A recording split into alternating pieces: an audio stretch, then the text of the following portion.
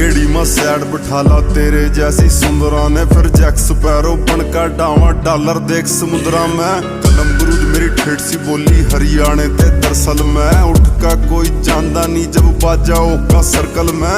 1 lakh dollar की गाड़ी तेरे यार के नीचे है, आगे बढ़ने वाले ते सारी दुनिया सदायो खींचा है। 1 लाख डॉलर की गाड़ी तेरे यार के नीचे है, आगे बढ़ने वाले ते सारी दुनिया सदायो खींचा है। वैसे अपने बोलू तो मगर हरियाणा में गाड़ प्यार तो क्या करे, जब छो मारे ना जिप मारा करे गाड़ ना बक्या करे। मारी रीस तू के करेगी हम देसी बालक, देसी बालक गामा के हम, देसी बालक गामा के।